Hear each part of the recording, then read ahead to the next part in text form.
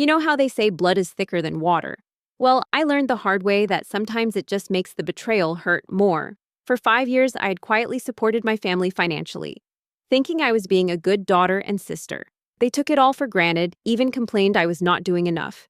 Then one Sunday evening, I got a text from my parents that changed everything between us forever. "We need space. Please don't reach out anymore." My Uncle David even liked that message. They had no idea I would take their requests literally and completely. Want to know where you are watching from? Drop a comment below, and do not forget to hit like if you have ever dealt with family drama. Subscribe because this story about cutting financial ties is going to blow your mind in ways you never expected. I am Tessa, 32 years old, and I work as a software engineer for one of the big tech companies up in Seattle. My annual salary hits $280,000, plus stock options that have built me a pretty impressive portfolio over the years. Unlike the rest of my family, I chose to pursue education and a career instead of settling down and getting married young like they expected. My parents used to look down on my academic pursuits, always saying things like, "Why does a girl need such high degrees?" And "You are wasting your time with all that studying."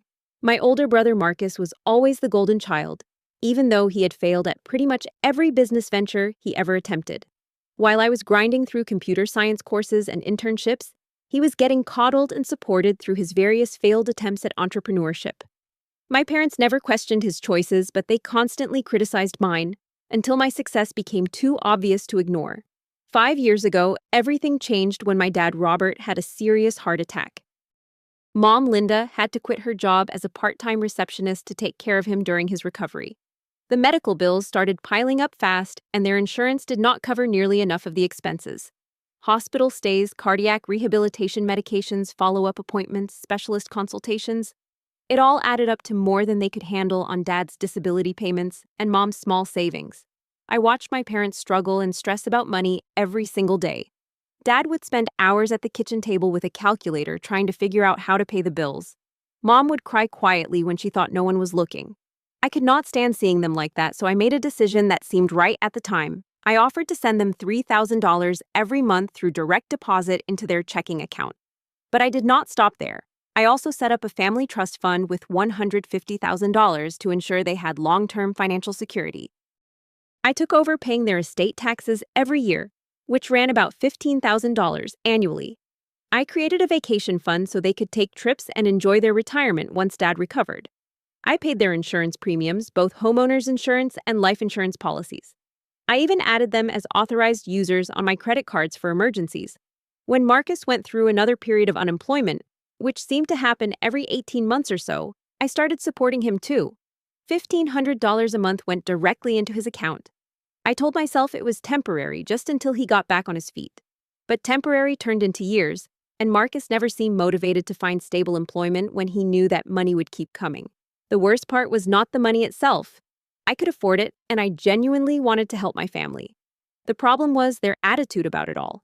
Within 6 months, what started as gratitude turned into expectation. My monthly contributions went from being appreciated gifts to being treated like some kind of obligation I owed them. They stopped saying thank you. They stopped acknowledging what I was doing for them. Instead, they started complaining. $3,000 a month was not enough. Could I make it $4,000? The vacation fund needed more money because they wanted to take a cruise instead of just a weekend trip. Marcus needed a car payment covered too. When I explained that I had my own expenses and financial goals, they would get upset and make me feel guilty. My Uncle David, Dad's younger brother, was particularly bad about this. He would make comments like, "Tessa has so much money. She does not even need to worry about these little amounts. And she should be grateful she can help her family who raised her." When I suggested they might want to meet with a financial advisor to create a budget and plan for independence, they accused me of being controlling and trying to micromanage their lives. The breaking point came when Marcus actually had the nerve to tell people I was showing off my wealth and looking down on family values. He would tell relatives that I thought I was better than them because I had money. This was coming from someone whose rent I was paying every month, whose groceries I was essentially funding, whose entire lifestyle was subsidized by my paycheck. The situation that led to that fateful Sunday night text started during Mother's Day weekend. I had driven down from Seattle to Oregon to spend the long weekend with my family, like I did several times a year.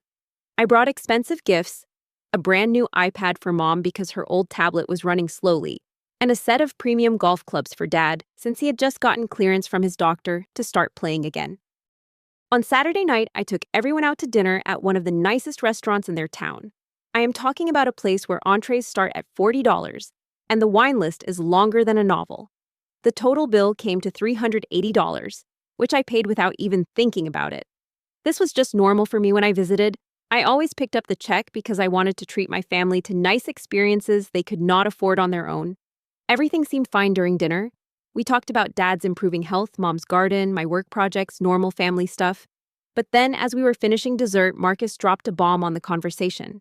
He announced that he had been working on a business plan for a restaurant and needed $50,000 as an investment to get started. I nearly choked on my tiramisu. This was the same Marcus who had burned through my money with a failed coffee shop 3 years earlier. Before that, it was a clothing boutique that lasted exactly 8 months. He had never paid me back a single dollar from either of those ventures, and now he was asking for an even larger sum for another restaurant idea. I tried to be diplomatic about it. I asked him about his business plan, whether he had done market research, if he had identified a location, what his competition analysis looked like. Basic questions any investor would ask. But Marcus got defensive immediately. He said I was being too corporate about it, and that families should support each other without needing all this business nonsense. When I gently explained that I could not invest $50,000 in another restaurant venture, given his track record, Marcus lost it. He started raising his voice right there in the restaurant, calling me selfish and saying I had forgotten where I came from. Other diners were starting to stare at our table. That is when Uncle David decided to jump into the conversation. He backed Marcus up completely, saying that I had an obligation to help family businesses and that I should be ashamed of myself for questioning Marcus's abilities. He went on this whole rant about how successful people in the family should lift everyone else up and how I was being greedy by hoarding my money. I felt my patience finally snap. I had been quietly supporting this family for 5 years, pouring over $60,000 a year into their lives, and they were sitting there calling me selfish because I would not fund another guaranteed failure. I started explaining exactly how much money I'd given them over the years. The monthly payments, the trust fund, the taxes, the insurance, everything. But instead of being grateful or even acknowledging what I had said, they got angry at me for keeping track of the money. Dad said I was being petty by counting dollars and that I did not have the right family spirit. Mom chimed in that I was making them feel bad about accepting help, which was never my intention. I suggested that if Marcus really believed in his restaurant idea, he should go to a bank for a business loan or find investors who were not related to him. That way, he would have to prove his business plan was viable, and I would not have to risk my money on something that felt destined to fail. That is when I made the comment that really set them off. I said, why should I risk my money when banks will not? It was a fair question, but it pushed them over the edge. Marcus started yelling that I thought I was better than them. Uncle David accused me of having a superior attitude. Mom said I was looking down on them, and Dad just shook his head like I was some kind of disappointment. The whole dinner dissolved into this massive argument right there in the restaurant. I was so embarrassed and hurt that I just put down enough cash to cover the bill, told them I was leaving, and walked out. I drove the 3 hours back to Seattle that night instead of staying for Sunday like I'd planned. The whole drive home, I kept thinking about the family dynamics and how twisted everything had become. I was not asking them to worship me or treat me like some kind of savior. I just wanted basic respect and acknowledgement for what I was doing. Instead, I was being painted as the villain for not wanting to throw more money into Marcus's latest sure-to-fail business idea. Sunday was quiet. I did my usual weekend routine, grocery shopping, meal prep, laundry, catching up on personal projects. I was still feeling upset about the dinner, but I figured things would cool down and we would work it out like we always did. I never expected what came next. Around 8:30 that evening, while I was in my kitchen preparing meals for the week, my phone buzzed with a text message from Dad. The message was short and direct. Tessa, after this weekend, your mother and I think we need space. Please don't reach out anymore until you can change your attitude toward family. I stared at that message for a long moment, not quite believing what I was reading. But then I saw something that made my blood run cold. Uncle David had liked the message. He was not even part of the text conversation, which meant Dad had screenshotted and sent it to him, and David had liked it, and somehow that showed up in my notifications. About 10 minutes later, Mom sent her own follow-up message. We raised you better than this selfishness.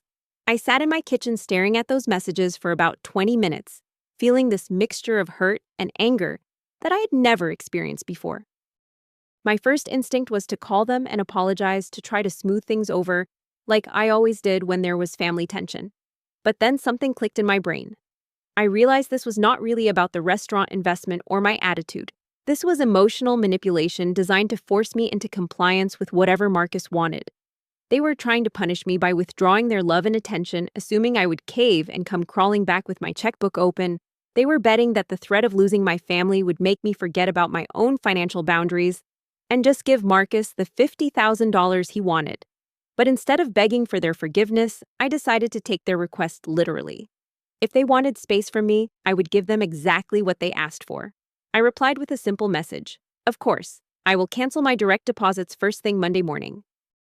I spent the rest of Sunday night making detailed notes about all the financial connections I had with my family. The monthly transfers, the trust fund, the insurance payments, the credit cards, the tax obligations, everything. I made a plan to systematically remove myself from their financial lives, just like they were removing me from their emotional lives. Monday morning, I got to work early and started making calls and sending emails. At 8 a.m., sharp, I called my bank and canceled the automatic transfer of $3,000 that was scheduled to go into my parents' account that day.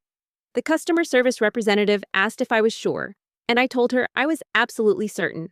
At 8:15, I canceled the $1,500 monthly transfer to Marcus's account. At 8:30, I called the lawyer who had helped me set up the family trust and instructed him to freeze the account immediately.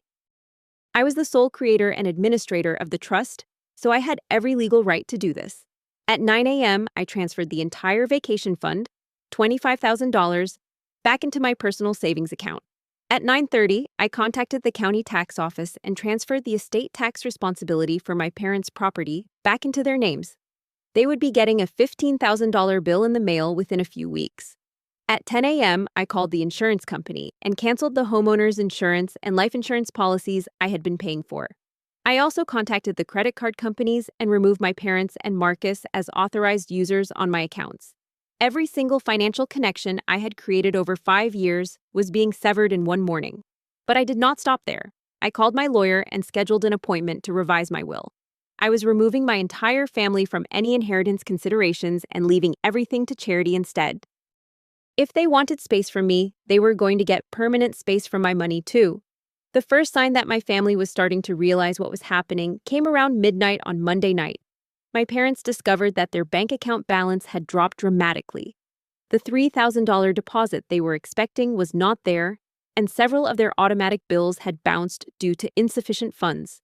They started getting notifications from various companies. The insurance company sent cancellation notices for policies that would lapse in 30 days. The trust fund administrator sent a certified letter explaining that the account had been frozen at the request of the account creator. Marcus discovered his credit card had been declined when he tried to buy drinks at a bar. Around 1 a.m., the estate tax bill arrived via certified mail. $15,000 due within 60 days, or the county would begin the process of putting a lien on their house. This was the tax bill I had been quietly paying every year, without them even knowing it existed. At 2 a.m., Marcus discovered that his monthly $1,500 deposit was not going to arrive. His rent was due in 3 days, and he did not have the money to cover it. His car payment was set to auto-draft from the account that now had a zero balance. By 4 a.m., Marcus was in full panic mode. He started calling me over and over again. 17 calls in a row, each one going straight to voicemail because I was sleeping peacefully with my phone on silent mode. When I woke up around 6:30 and saw all the missed calls, I sent him a single text message in response, wishing you all the distance you asked for. Tuesday morning brought a family emergency meeting at my parents' house. Marcus had driven over there at sunrise panicking about his rent and bills. Mom and Dad were frantically going through their bank statements and paperwork trying to figure out exactly what had happened to their financial situation overnight. That is when they started discovering the true extent of what I had done. It was not just the monthly support payments that had been cut off.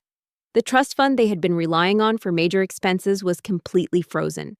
The vacation fund they were planning to use for a cruise next month was empty. The estate taxes they had not even known they owed were now their responsibility again.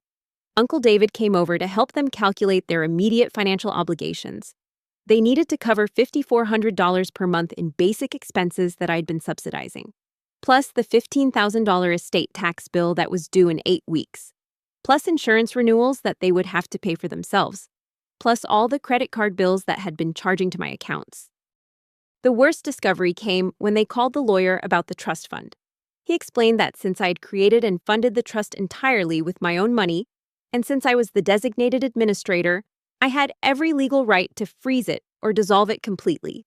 He also informed them that I had recently removed them as beneficiaries from the trust, which meant even if it was unfrozen, they would no longer have access to the money. Marcus tried everything to reach me. He drove to my office building in Seattle, but building security would not let him up to my floor without an appointment. He called my direct line at work, but I had already asked my assistant to screen all calls from my family.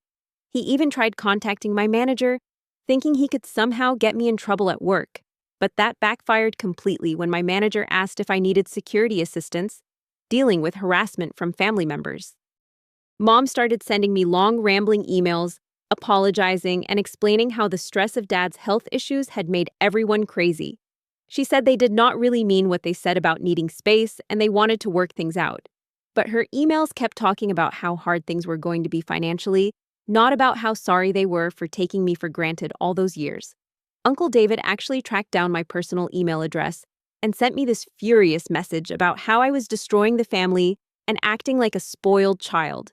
He demanded that I restore all the financial support immediately and accused me of using money to manipulate people, which was ironic, considering that is exactly what they had been doing to me. Dad had to go to the emergency room Wednesday morning because the stress was triggering chest pains and his doctor was worried about another heart attack. When Mom called to tell me about the hospital visit, I felt terrible for about 5 minutes. But then I reminded myself that the stress was coming from suddenly having to face financial responsibilities they had been avoiding for 5 years, not from any actual health crisis. Wednesday evening, Mom showed up at my apartment building. She had driven 3 hours from Oregon and was standing in my lobby crying, begging the doorman to let her up to see me. When I came down to meet her, she looked like she had aged 10 years in 3 days. She kept saying she was sorry and that they had made a mistake, but then she would immediately follow it up with explanations about how they were going to lose their house if I did not help them. She was not really apologizing for taking me for granted or treating me badly. She was just sorry that there were consequences for their actions. I stayed calm during our conversation. I explained that they had asked for space from me and I was simply giving them what they requested. I pointed out that in 5 years of providing financial support, they had never once acknowledged what I was doing or expressed genuine gratitude. Instead, they had treated me like a bank account with feelings. When Mom asked what it would take to fix things between us, I told her the truth. They would need to acknowledge publicly to the extended family that I had been supporting them for years and that their lifestyle had been subsidized by my income. They would need to apologize for taking me for granted and treating my generosity like an entitlement. And they would need to develop a realistic plan for financial independence going forward. I was willing to partially restore some of the monthly support to help them transition, but the trust fund changes and inheritance modifications were permanent. Marcus would need to find a real job and stop expecting handouts. Uncle David would need to stay out of our family's financial discussions completely. Mom agreed to everything I said, but I could tell she was just trying to get the money flowing again.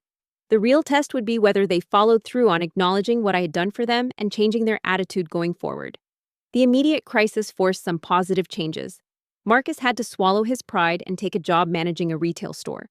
It was not glamorous, but it paid enough to cover his basic expenses. My parents had to create their first real budget in 5 years and figure out how to live within their actual means.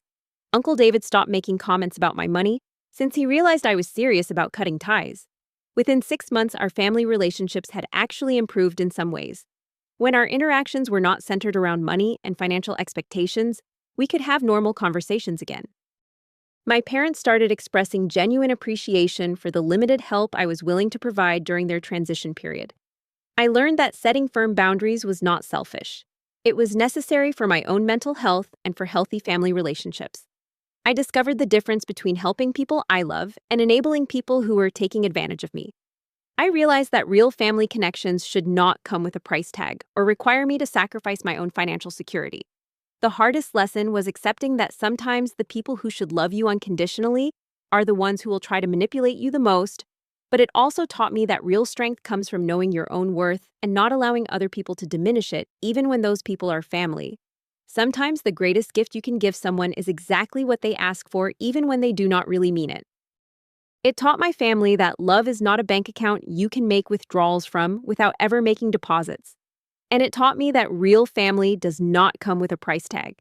Have you ever had to set financial boundaries with family members who were taking advantage of your generosity? How did you handle relatives who felt entitled to your money? Leave a comment below sharing your own experiences with family financial drama. If this story resonated with you, please hit that like button and subscribe for more real-life stories about standing up for yourself. Share this video with anyone who might be struggling with similar family boundary issues. Thank you for watching, and I hope my story helps you find the courage to protect your own peace and financial security. Remember, sometimes loving someone means saying no, and that is perfectly okay.